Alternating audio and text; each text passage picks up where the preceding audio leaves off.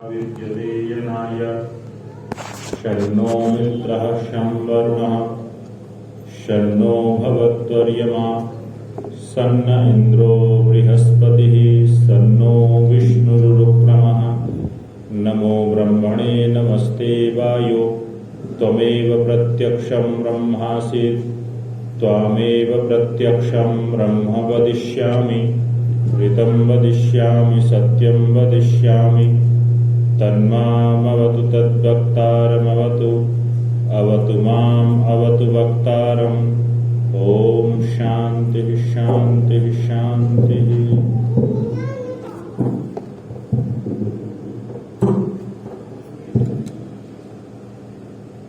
हमारे इस सुंदर से समारोह में उपस्थित हमारे आर्य समाज के धर्माचार्य द्वय, ब्रह्मचारी द्वय, आर्य समाज के समस्त पदाधिकारी वृंद, धर्म के अभिलाषी भद्र पुरुषों, सम्मान के योगी मातृशक्ति, जैसा कि हम सबको विदित है, अथर्ववेद के मंत्रों से हम आहुतियां प्रदान कर रहे हैं और वेद की एक विशेषता है कि मनुष्य के जन्म से लेकर के और मृत्यु पर्यंत, या यूं कह लें आत्मा के लिए जितना जितना जो आवश्यक होता है वो सारा का सारा ज्ञान वेदों के अंदर हमको प्राप्त हो जाता है। अथर्ववेद के तीसरे कांड के 30वें सूक्त को जब आप कभी पढ़ करके देखेंगे तो उसमें गृहस्थ का बहुत सुंदर वर्णन है कि घर के अंदर हम रहें तो किस प्रकार से रहें। स्मरण ये रखना, आज दिक्कत क्या हो रही है कि हमारे पास घर बहुत अच्छा है, अंदर सारी चीजें व्यवस्थित हैं, सब चीजों का निश्चय है कि कौन सा पदार्थ कहां पर रहना है, उसमें रखने वाली वस्तुएं निश्चित, उसमें होने वाली व्यवस्थाएं निश्चित, लेकिन घर के अंदर जो रहने वाले मनुष्य हैं ना, उनकी व्यवस्थाएं थोड़ी अस्त व्यस्त सी हैं। और उसका सबसे बड़ा कारण पता है क्या है? उसका सबसे बड़ा कारण है अपने कर्तव्य कर्मों के प्रति सचेत नहीं रहना। अगर मनुष्य अपने कर्तव्य कर्मों के प्रति सचेत नहीं रहेगा तो जीवन के अंदर कष्ट आना ही आना है। अव्यवस्थित होगा तो जीवन में परेशानियां होंगी ही होंगी। कई बार व्यक्ति एक बात कहा करता है, बोले जी जहां पर 4 बर्तन होंगे वहां खड़कने की आवाज तो आएगी ही आएगी। लेकिन हमारे ऋषि कहते हैं 4 नहीं 4000 बर्तन हो, लेकिन सब बर्तन अपनी अपनी जगह में व्यवस्थित रखे हुए हों तो भी उनके खड़कने की आवाज आएगी क्या? अपनी अपनी जगह पर रखे हुए। खड़कने की आवाज कब आएगी? जब कोई बर्तन अपनी जगह को छोड़ेगा और दूसरे के अधिकार क्षेत्र में जाकर के हस्तक्षेप करेगा। तो घर में सदस्य कितने हैं, महत्व तो इसका नहीं है, सदस्य अपने कर्तव्य कर्मों का पालन कर रहे हैं कि नहीं कर रहे हैं।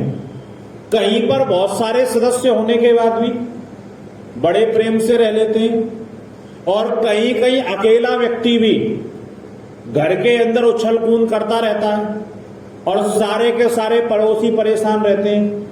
तो महत्व तो ये नहीं है कि आपके पास में कौन है, महत्व तो ये है कि हम व्यवस्थित हैं कि नहीं हैं। और इस पूरे सूक्त के अंदर वेद घर के प्रत्येक संबंध को व्यवस्थित कर रहा है।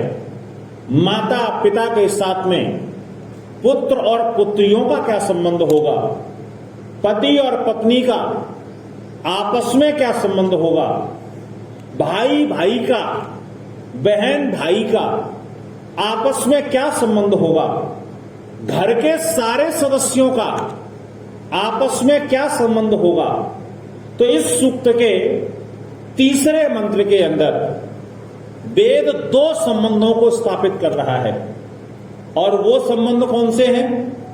तो वेद कहता है मां भ्राता भ्रातरम द्विक्षण। सबसे पहली चीज, भाई भाई से द्वेष ना करे।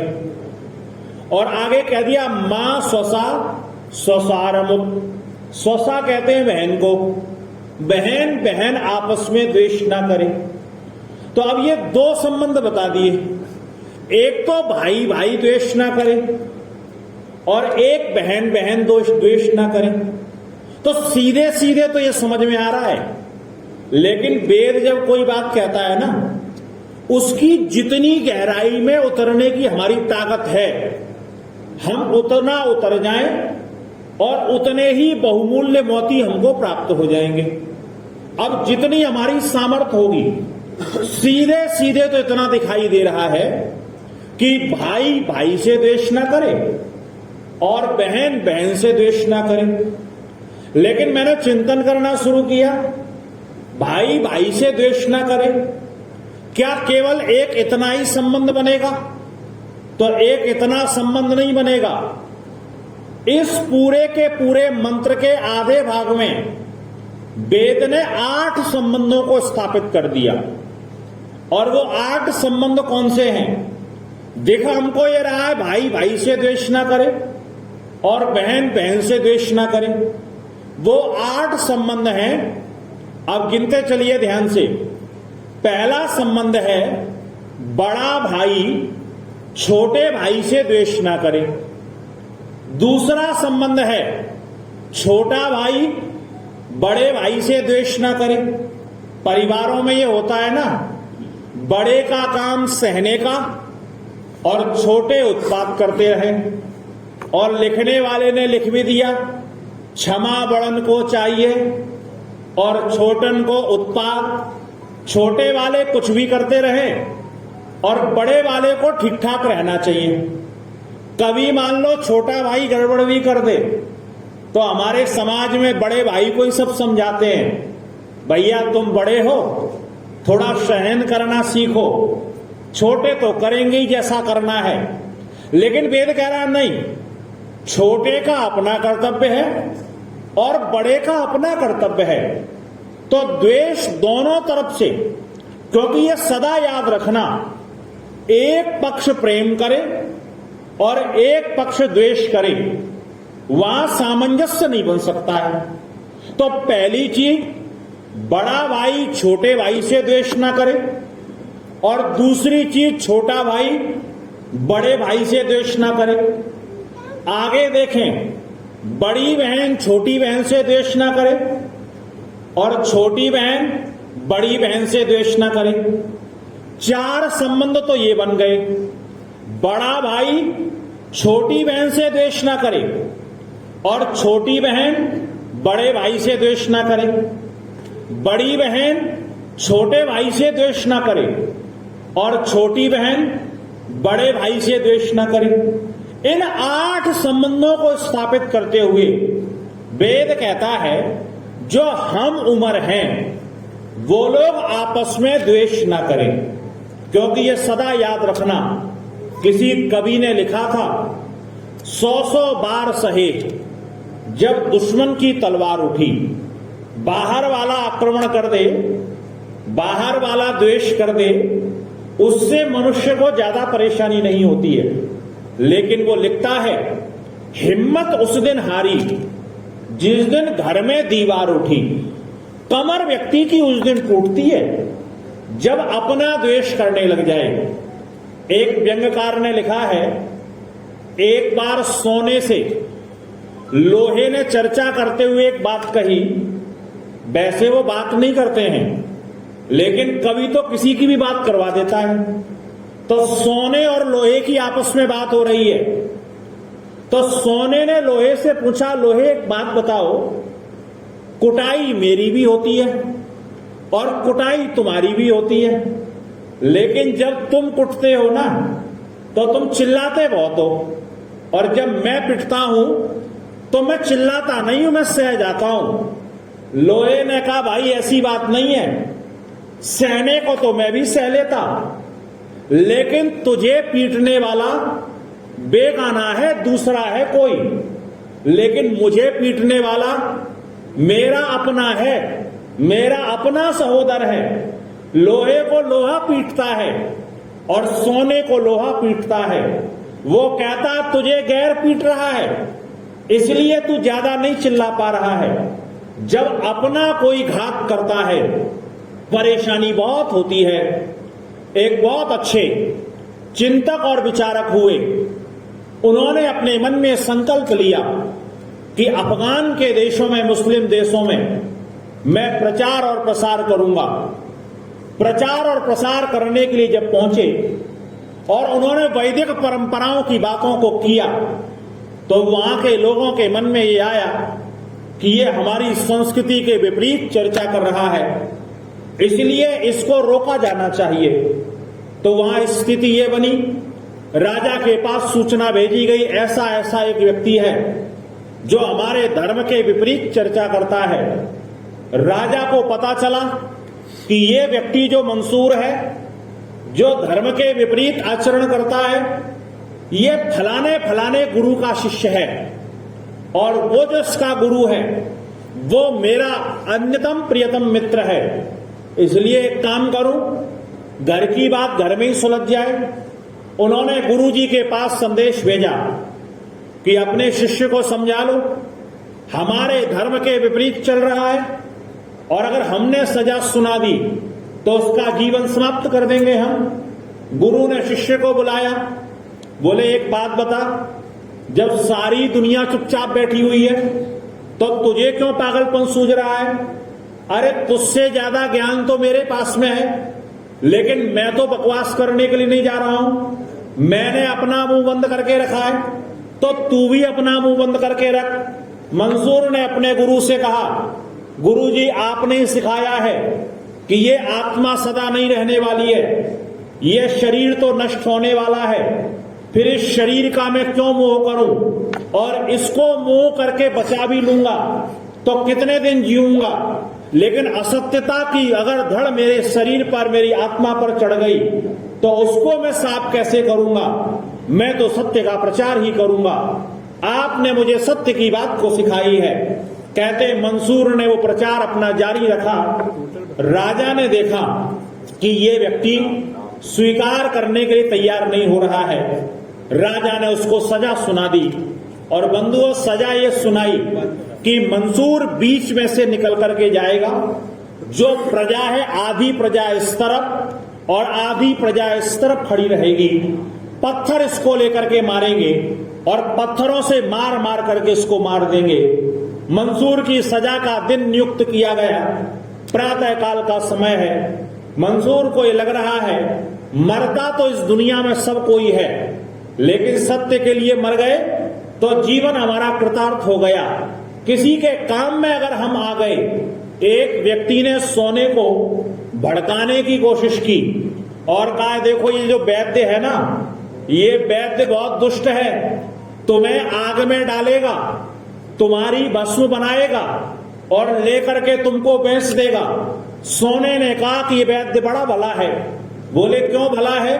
बोले मैं जानता हूं ये मुझे जलाएगा, मेरी भस्म बनाएगा, लेकिन इतना तो है, दुनिया में एक दिन नष्ट तो सबको होना है, लेकिन नष्ट होने से पहले अगर संसार में किसी के काम आ गए तो जीवन हमारा धन्य है। मंसूर को इस बात की खुशी है कि मेरा जीवन सत्य के प्रचार के लिए नष्ट हो रहा है, मेरा नाम बड़े बड़े विद्वानों की कोटि में गिना जाएगा। और इस प्रसन्नता के साथ में चले जा रहे हैं। लोग पत्थर मार रहे हैं, मुस्कुराते हुए आगे बढ़ रहे हैं, लहूलुहान हो रहे हैं, बड़े बड़े घाव हो गए, सिर फूट करके रक्त की फुहार निकली हुई है, लेकिन मंसूर मुस्कुराते हुए आगे बढ़ते चले जा रहे हैं। उन्होंने आगे बढ़कर के देखा, उस पूरी भीड़ के अंदर उनके गुरुजी भी खड़े हुए हैं। और गुरुजी जब खड़े हुए हैं, चूंकि राजा का आदेश हुआ है, इसको पत्थर मारना ही मारना है, लेकिन गुरुजी ने इतना काम किया, पत्थर की जगह अपने हाथ में फूल ले लिया कि कि मैं मारने का नाटक कर दूंगा, राजा को ये पता लग जाएगा कि हाँ ये भी था, तो कम से कम राजा की दृष्टि में मैं सही बना रहूंगा। कहते गुरुजी ने जैसे ही फूल मारा है, मारते ही मंसूर जमीन पर गिर पड़े। गुरु पास में गए, बोले एक बात बता, इतने लोगों ने पत्थर मारे तब तू नहीं गिरा, ये मेरे फूल के लगने से ऐसी कौन सी बड़ी भारी चोट लग गई जिससे तू जमीन पर गिर गया? मंसूर ने कहा कि गुरुदेव, अभी तक जिन लोगों ने पत्थर मारे थे वो मेरे शरीर पर लगे थे, लेकिन जो आपने फूल मारा है, मारा भले फूल ही है लेकिन मारा तो है, आपकी चोट मेरे अंदर लगी है जाकर के। बाहर की चोट ठीक हो सकती है लेकिन अंतःकरण में लगी हुई चोट, हृदय को आघात करने वाली चोट जीवन के अंदर उठने नहीं देती है। इसलिए आपने मारा, क्या मारा इसका महत्व नहीं है। जब अपना व्यक्ति कोई मारता है, मंसूर कहते हैं गुरुदेव जिन्होंने पत्थर मारे वो तो पराये थे, उनके पत्थर की मुझे चोट नहीं लगी, लेकिन आप तो मेरे अपने थे, इसलिए आपके फूल की चोट भी मुझे लग गई। वेद कहता है आपस में द्वेष मत करना, दुनिया में द्वेष किसी से मत करना, लेकिन कम से कम जो आपका भ्राता है, संस्कृत में भाई को भ्राता कहा जाता है। और भ्राता क्यों कहा जाता है? तो शास्त्र कहता है भ्राता भर्तव्यो भवति, जो भ्राता होता है वो सुख देने वाला होता है। ऋषि दयानंद ने जब ईश्वर स्तुति प्रार्थनोपासना के 8वें मंत्र का व्याख्यान किया और 8वें मंत्र में परमेश्वर का एक विशेषण आया और वो विशेषण आया बंधु। ये बंधु शब्द की व्याख्या करते हुए ऋषि कहते बदनाति प्रेमणा, जो अपने प्रेम में बांध ले उसी का नाम बंधु होता है। और उसकी हिंदी में व्याख्या करते हुए एक बात लिखते हैं, भ्राता के समान सुखदायक, जैसे भाई सुख देने वाला होता है वैसे ही परमेश्वर भी सुख देने वाला है। लेकिन स्मरण रखना, एक बार प्रवृत्ति गलत हो जाए तो भाई सुख देने वाला नहीं होता है, भाई फिर दुख देने वाला हो जाता है। हरियाणा के अंदर एक चौधरी के यहां 16 वर्ष के बाद संतान हुई। जब 16 वर्ष के बाद संतान हुई, बड़ा पुत्र 16 वर्ष का हो गया, घर में जब 16 वर्ष के बाद दूसरा बेटा हुआ तो चौधरी ने सारे गांव में लड्डू बंटवाए, सारे गांव में खुशियां मनाई गई कि 16 वर्ष के बाद में इस घर का एक और चिराग आ गया। पूरा गांव खुश, पूरा परिवार खुश, लेकिन एक आदमी दुखी होकर के बैठा था। और वो कौन बैठा हुआ था? वो जो 16 वर्ष का पुत्र उसका बड़ा वाला था, वो मुंह लटका करके बैठा था। तो गांव के सरपंच ने पूछा, रे पागल, हम तो खुशी मना रहे हैं, सारा गांव खुशी मना रहा है, तेरा बाप खुशी मना रहा है, और ये तू क्यों शोक दिवस की तरह अपने मुंह को लटका करके बैठा हुआ है? तो ये कहता है मैं क्या खा खुशी मनाऊं? बोले अरे तेरा भाई आया है। बोले भाई क्या आया है? आधी संपत्ति का हिस्सेदार आया है, बंटवा करके ले जाएगा। कहा मैं पूरे का मालिक था और अब ये आधी का संपत्ति का बंटवारा करवाने वाला आ गया। अगर ये प्रवृत्ति आ गई तो स्मरण रखना, रामायण कालीन इतिहास को उठा करके देखिए, 3 संस्कृतियां आपको दिखाई देंगी। एक संस्कृति तो लंका की संस्कृति है, जो राक्षसों की संस्कृति है। एक संस्कृति किष्किंधा की संस्कृति है, जो वानरों की संस्कृति है। राक्षसों के पतन का कारण अगर आप देखेंगे तो उसमें पतन का कारण यही है, वहां भाई की भाई से नहीं बनती है। एक भाई पूर्व की बात कर रहा है और एक भाई उत्तर की बात कर रहा है। जब किष्किंधा में आएंगे तो समस्या वहां भी यहीं पे है, वो भी भाई भाई पर विश्वास नहीं कर रहा है। लेकिन एक तीसरी संस्कृति मिलेगी जो आर्यों की संस्कृति है, जहां वेदों की परंपरा है, जहां पर भाइयों ने वेद पढ़ करके इस मंत्र को आत्मसात किया हुआ है।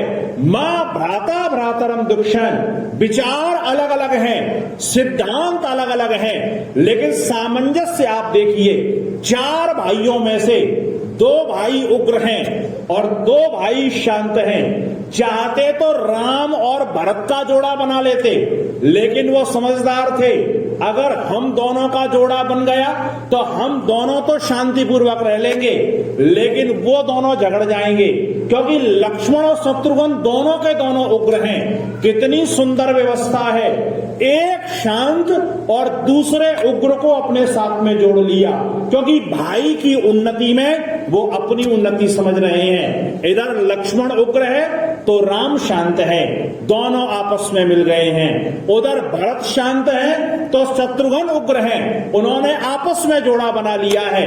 और कितनी विशेषता है, कितना जीवन के अंदर एक आत्मीयता का भाव है और मन के अंदर कितना सुंदर भाव है। राम को जिस समय वनवास हो रहा है और जैसे ही सूचना मिली है राम को राजा नहीं बनाया जाएगा, राम को वनवास भेजा जाएगा, उस समय में लक्ष्मण अपने धनुष को लेकर के राम के पास में आया और कहता, भैया एक बात आप स्मरण रख लेना, जब तक आपका ये भाई जिंदा है, इस धरती के अंदर ऐसा कोई मनुष्य नहीं है या देवता नर किन्नर नहीं है जो आपको गद्दी से अलग कर दे। लक्ष्मण के पास वो शक्ति है। लक्ष्मण, ये सेना की बात जाने दो, चाहे कहीं की सेना आ जाए। और मेरे भैया एक बात का स्मरण रखना, मैं आपके चरणों का अनन्य भक्त हूं और मेरे होते हुए इस राजगद्दी से आपको कोई अलग नहीं कर सकता है। और ये पिताजी भी अगर कहीं मेरे आड़े आ गए तो मैं भूल जाऊंगा ये मेरे बाप हैं, इनको भी मैं हटा दूंगा रास्ते से। और ये ध्यान रखना, अगर कहीं वो भरत भी आ गया तो उसका भी मैं जीता नहीं छोड़ूंगा। और ये मत सोचना कि शत्रुघ्न मेरा सहोदर भाई है, अगर वो भी आपके आड़े आया तो मैं उसको भी समाप्त कर लूंगा। राम ने आंखों में आंसू भर करके कहा, तुझे जो कुछ बोलना था बोल लिया, कर लिया अनर्गल प्रलाप, तेरे हृदय की जो भड़ास है वो तूने निकाल ली। मुझे आज घिन आ रही है तेरे ऊपर, तुझे अपना भाई कहते हुए, और अगर तुम्हारे यही निकृष्ट और निम्न विचार हैं तो मुझे भाई कहना छोड़ देना। लक्ष्मण ने कहा, भैया क्या अपराध हो गया, मैं तो उग्र स्वभाव का हूं और उग्र स्वभाव का जो व्यक्ति होता है उसके मुंह से कब क्या निकल जाए इसका कुछ भी पता नहीं होता है। राम एक बात कहते हैं, मेरे भाई इतना ध्यान रखना, राम कोई कायर नहीं है। राम जिस दिन अपने हाथों में धनुष उठा ले उस दिन अयोध्या की सेना की बात तो जाने दो, त्रिलोक की सेना भी राम का कुछ नहीं बिगाड़ सकती है। लेकिन एक बात तो सोच करके देख, अपने बंधुओं को, अपने भाइयों को मार करके मैं गद्दी में बैठ भी गया तो इस गद्दी का सुख क्या। और पागल एक बात तो सोच, मेरे जिस सुख में तुम तीनों भाइयों का हिस्सा ना हो वो सुख मेरे लिए विष के तुल्य है। और राम कहते, ये तो ईश्वर की कृपा है जो मुझे वनवास दे दिया। मैं तो कल से ही परेशान था, जब से राज्यसभा में घोषणा हुई है राम को राजा बनाया जाएगा, मेरी बेचैनी का कारण बढ़ गया। क्यों बेचैनी बढ़ गई? तो राम कहते हैं, मैं ये कल से विचार कर रहा हूं कि मैं राजा कैसे बन जाऊंगा। अरे इस दुनिया में हम लोगों के आने का दिन भी एक था। विचित्रता ये है, हमारे नामकरण भी एक दिन हुए। हम लोग गुरुकुल में पढ़ने के लिए उपनयन संस्कार, वेदारंभ संस्कार करवा के एक दिन ही पढ़ने के लिए गए, वहां से एक ही दिन लौट करके समावर्तन संस्कार करवाया। और तो और विवाह भी हम चारों भाइयों के एक ही दिन हुए। जब सारे काम हम भाइयों के एक दिन हुए तो राजा मुझे अकेले को क्यों बनाया जा रहा है, मेरे तीनों भाइयों को क्यों नहीं बनाया जा रहा है। और मैंने ये संकल्प लिया था रात में कि हे प्रभु मुझे इस पाप से बचाओ, मैं अकेला क्यों बनूं राजा, मेरे भाई क्यों नहीं बनेंगे। और मैंने ये विचार कर लिया था कि जब प्रातः काल मेरा राज्याभिषेक होगा तो यहाँ पर भरत और शत्रुघ्न तो नहीं है, लेकिन लक्ष्मण यहाँ पर है, मैं अपने साथ गद्दी में उसको बिठाऊंगा। ये आपस में प्रेम जब होता है तो स्मरण रखिएगा, ये सौभाग्य उसी राज्य का है जहां पर 14 वर्षों तक खड़ाउओं ने राज्य किया था। ये सौभाग्य वेद की इस आज्ञा के पालन का है, जहां इतने बड़े राज्य के लिए ठोकर मारते हुए एक कहता है मुझे इससे कोई लेना देना नहीं है, एक कहता है पिता ने तुम्हें राज्य सौंपा है, दूसरा कहता है मुझे तो लौकिक पिता ने सौंपा है, आपको तो परम पिता परमेश्वर ने राजा बना करके भेजा है। भरत कहता है भैया अगर भगवान को मुझे राजा बनाना होता तो आपसे 2 मिनट पहले पैदा कर देता, मैं बड़ा बन करके आता। हमारे कुल की परंपरा है बड़ा ही हमारा राजा होता है और आप ही हमारे राजा हो, हम आपकी प्रजा है। वो कितना स्नेह और प्रेम था स्मरण करके देखिएगा। जब लक्ष्मण को शक्ति लगी है और शक्ति लगने के बाद सुषेण वैद्य ने 4 प्रकार की औषधियों का सम्मिश्रण करके और उस समय लक्ष्मण को जागृत किया है। लक्ष्मण जब जागृत हुए हैं तो वहां पर विभीषण ने एक बात पूछी है, लक्ष्मण इस शक्ति लगने के बाद दर्द कितना हुआ था? तो लक्ष्मण के शब्दों को तुलसी बाबा अपने शब्दों में लिखते हैं, घाव लखन पीर रघुवीरा, स्मरण रखना घाव तो मुझे लगा है। कितना घाव लगा है ये तो बता सकता हूं, लेकिन दर्द कितना हुआ ये मुझे नहीं पता है, ये तो मेरे भैया से पूछ करके देखो। मैं तो शक्ति लगते ही बेहोश हो गया था, बाकी सारा दर्द तो मेरे भाई को हुआ है। ये भाई भाई का आपस में प्रेम होता है, उस घर के अंदर एक वातावरण सुंदर सा बनता चला जाता है। ये भाई भाई के प्रेम की तो मिसाल थी। जब भरत को उन्होंने सारे प्रश्नों से निरुत्तर कर दिया और इस बात के लिए मना लिया राजा तुमको ही बनना है, भरत एक बात कहता है भैया मेरे पास अनुभव कम है, मेरे पास योग्यता कम है, मैं राज्य की व्यवस्थाएं कैसे संभालूंगा और हमारा राज्य खंड-बंड हो जाएगा। राजा आपको होना चाहिए। अगर आज का राम होता तो कहता अब लोगों को पता चलना चाहिए मेरी योग्यता क्या है और इसकी योग्यता क्या है। जा बेटा संभाल जा करके, जब राज्य बर्बाद होगा तब फिर मैं आऊंगा। लेकिन राम वहां समझाते हैं 7 कामों को कर लेना, अगर तुमने ये 7 काम कर लिए तो तुम्हारा राज्य सुव्यवस्थित हो जाएगा। और वाल्मीकि वर्णन करते हैं कि इन 7 कामों को जो भी व्यक्ति अपने जीवन में कर लेगा उसका व्यक्तिगत जीवन, उसका सामाजिक जीवन, उसका पारिवारिक जीवन और उसका राष्ट्रीय चरित्र बहुत सुंदर हो जाएगा, वो सबके लिए उपयोगी हो जाएगा। 7 गुणों का उन्होंने वर्णन किया। बोले जो मुखिया होता है ना कहीं का भी, चाहे अपने जीवन का हो, चाहे परिवार का हो, चाहे समाज का हो, चाहे देश का हो और चाहे पूरे विश्व का हो, जो भी मुखिया होगा उसके जीवन में अगर ये 7 चीजें हैं तो उसके जीवन में कभी पतन नहीं हो सकता है। जहां पर वो हाथ रखेगा वहां समृद्धि होना प्रारंभ हो जाएगी। वो 7 चीजें कौन सी हैं? तो राम भरत को समझाते हैं कि मेरे भाई ये 7 चीजें धारण कर लेना, तेरा जीवन भी अच्छा होगा, तेरा राज्य भी सुंदर रूप से चलेगा। पूछा भैया वो कौन सी 7 चीजें हैं? तो पहली चीज बताते हैं पर स्त्री को माता के समान समझना, क्योंकि चरित्रहीनता जीवन के अंदर आ गई तो समझ लेना वो व्यक्ति उन्नति नहीं कर सकता है। का पहली चीज पर स्त्री को माता के समान समझना।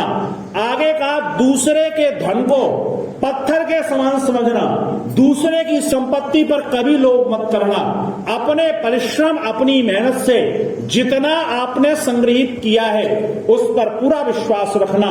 अगर दूसरे का लेने के लिए चलोगे तो जीवन के अंदर परेशानी आने वाली है और बिना पुरुषार्थ की संपत्ति आपके पास में आ गई तो ये मान करके चलिए वो शैतानियत पैदा करने वाली होगी, वो कहीं ना कहीं आपके जीवन के अंदर विकार पैदा करेगी। वो भरत को समझाते हैं दूसरा काम दूसरे के धन पर कभी नजर गड़ा करके मत रखना। तीसरा काम नियम दूसरों के लिए मत बनाना, नियम अपने लिए बनाना। परेशानी यही हो रही है, हम नियम दूसरे के लिए बनाते हैं। बेटे को 4 बजे उठना चाहिए, बच्चों को मोबाइल का उपयोग कम करना चाहिए, उनको माता पिता के चरण छूना चाहिए। क्या मैं भी 4 बजे उठता हूं? क्या मैं भी माता पिता के चरण स्पर्श करता हूं? देश में दिक्कत क्या हो रही है? नेता नियम तो बना रहे हैं अच्छे अच्छे, लेकिन किसके लिए? प्रजा के लिए, अपने लिए नहीं बन रहे हैं। वो कहते हैं राजा को, मुखिया को नियम दूसरे के लिए नहीं बनाना चाहिए, अपने लिए बनाए। और मुखिया जब अपने लिए नियम बनाएगा तो नीचे वाले अपने आप नियम का पालन करना प्रारंभ कर देंगे। आगे वो कहते हैं जब कभी दुश्मन आए, जब कभी परेशानी आए और मुखिया अगर पीछे हो जाए तो समझ लेना फिर पतन हो जाएगा।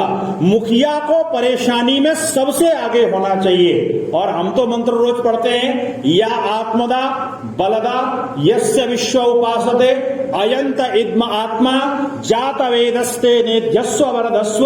उन्नति वही व्यक्ति करता है जो अपनी आत्मा की आहुति प्रदान करता है। जो आगे होकर के पशुओं के समुदाय को ले जाना हो तो ये स्मरण रखना, एक डंडा पकड़ना, पीछे की तरफ को हो जाना, एक पशु को हाँक देना, सारे पशु आगे आगे चल देंगे।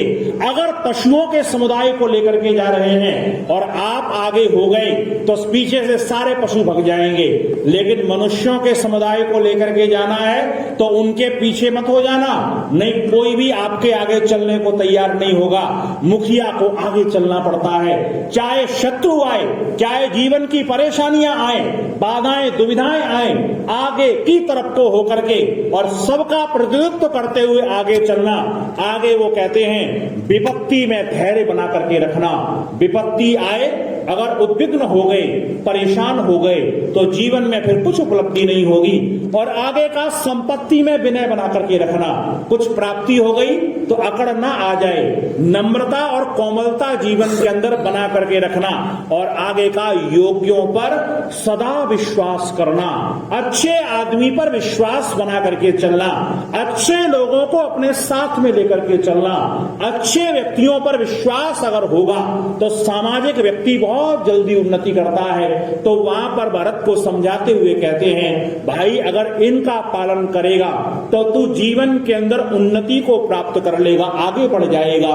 तो भाइयों को भाइयों के साथ, बहनों को बहनों के साथ में आपस में कोई भी विद्वेष का भाव न करें, प्रेम पूर्वक अपने जीवन को जीने का प्रयास करें।